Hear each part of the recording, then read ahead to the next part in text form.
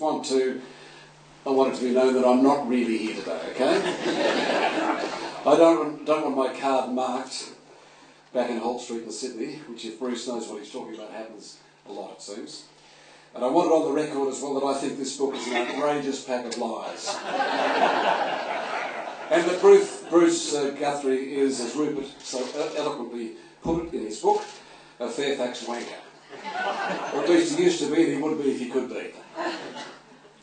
Looking at the guest list today, which Louise supplied for me, it is a colourful, small C Catholic mix of journos and pollies and fellow travellers. Every one of you, I have to inform you, has been made your cards marked in being here today. Bruce, I had a note from Jeff this morning. He said to start without him. Jeff Kennedy I'm talking about, but he wouldn't miss it for quids. He said he'll be here a bit later. Having read the book, I know why. I mentioned Catholic with a small c in talking about those who turned up this morning, but talking about the real Catholics, the big C. A few months after I left Channel 9 2 years ago, I got a call from Cardinal George Pell, and he asked me if I'd like to be the host of the worldwide television coverage of the Pope's visit to Sydney for World Youth Day. He said they expected an audience of about 1 billion people. I said yes, but I warned His Eminence that I was a lapsed Catholic who married a Presbyterian in a Presbyterian church. And he wasn't fazed. He said that the church had survived worse problems than mine, and what's more, it showed just how ecumenical the true church is. Now, I feel a bit ecumenical being here today, I've got to tell you. I mean, a couple of years ago, I was honoured to give the Andrew Olley lecture on the ABC. And the gist of that speech that I gave that night was that I felt the Australian media badly needed its moguls back. Kerry had gone, not mine, probably Holt Street. The Fairfaxes had gone broke, and Rupert had gone offshore. In a sense, I don't want to be didactic about this, but Rupert had taken his eyes off the ball. Bruce may disagree with me about that, but that was the impression I had. What I was trying to say was that I'd sooner put up with the ruthless media moguls who at least understood and understand and love the news business, rather than the new generation of carpetbaggers, the venture capitalists who'd taken over television and who were just going into rape and pillage and didn't really care about the culture of the news business in Australia as we know it, or about iconic television networks like Channel 9. So in essence, my Andrew Olley lecture was in defence of Messrs Packer and Fairfax, and especially of Rupert Murdoch. To compound the felony, as I say, ecumenical, I agreed to be part of the expensive multimedia campaign to relaunch the Australian newspaper last year. I did that gratis, I did it free of charge, because I love newspapers, and I want to see the newspaper survive in this country. I mostly enjoy the Australian when I read it, which is every day.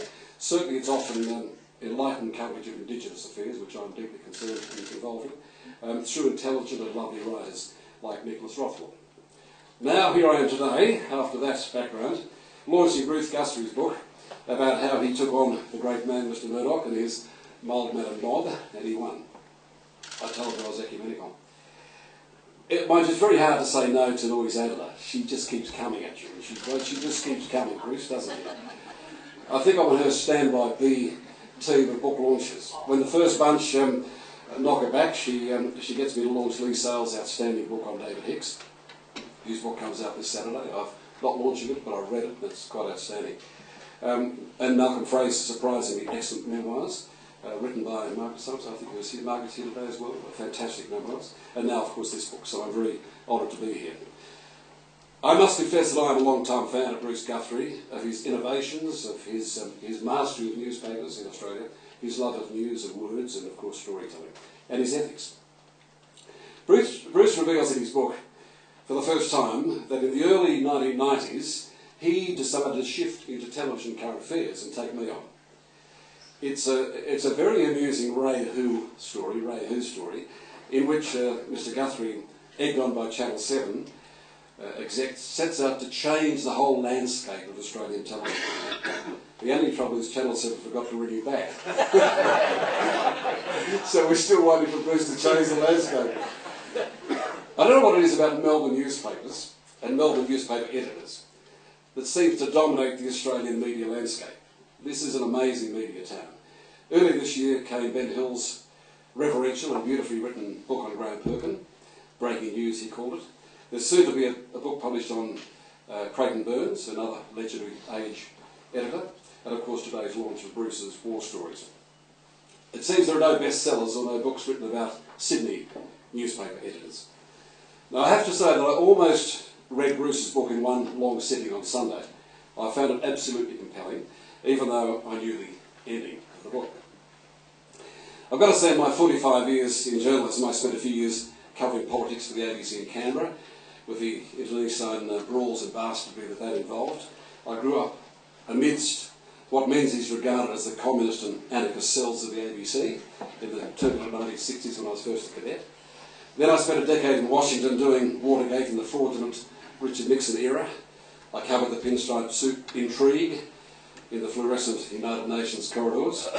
Then for 30 years I watched in awe at the shenanigans and the power plays of commercial television when Kerry Packer swung from the nation's television towers a bit like King Kong, and with men like Sam Chisholm and Bruce Gingell and David Leckie beating their chests and anybody else who got in the way.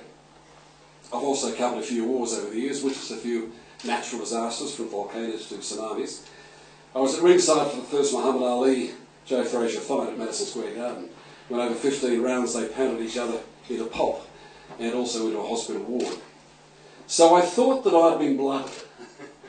And then I read Man Bites Murdoch, a litany, a catalogue, a cocktail, a toxic mix of backstabbing and undermining and double-dealing and treachery and appalling duplicitous behaviour in the mostly Melbourne newspaper world, although obviously involved the upper reaches of Sydney. Rasputin meets Machiavelli. You can forget underbelly. I mean, it's nowhere near as bloody as Bruce's newspaper saga. Maybe I exaggerate, but not that much. Bruce understates it. He refers to a story of arrogance, aggression and hubris. Well, it is that, and it's a damn sight lot more.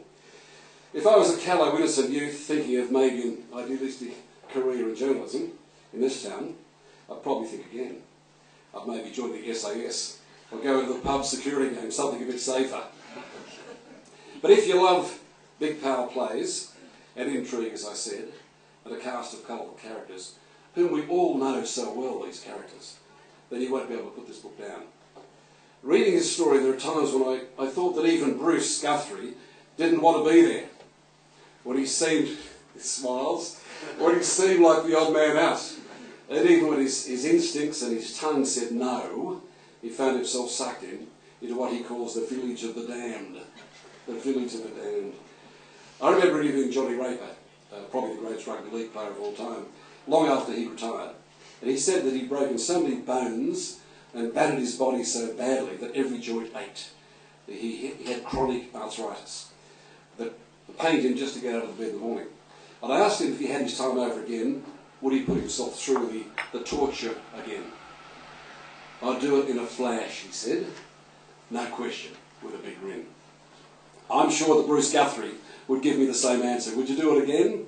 You bet I would, I'm sure. Man Bites Murdoch is a fantastic window into the alcohol and adrenaline-fuelled newspaper world of this town and of this state and of this country.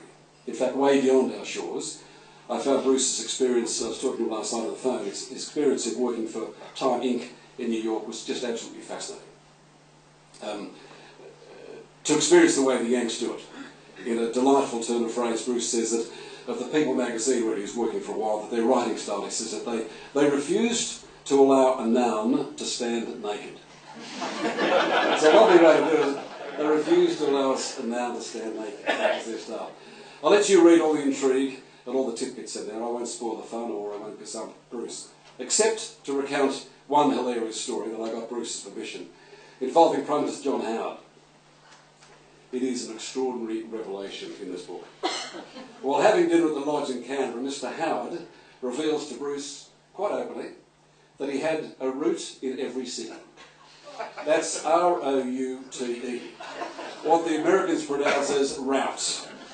Bruce had innocently asked whether little Johnny confined his power walking to Sydney and Canberra. That's when Mr. Howard announced, oh no, I have a route in every city. Bruce confesses that he almost spat his soup all over the other guests at the table. Now my copy of the book was this one. I got the sort of galley, and you can see deface books. And that's a fair sign in terms of that. You can see that I've scribbled all over this particular copy. That's how much I enjoyed it. It's how many stories that I underlined. Congratulations, Bruce, on the book. I look forward to the next time that you feel the urge to bite somebody. Well done. Remember, I was never here today, okay?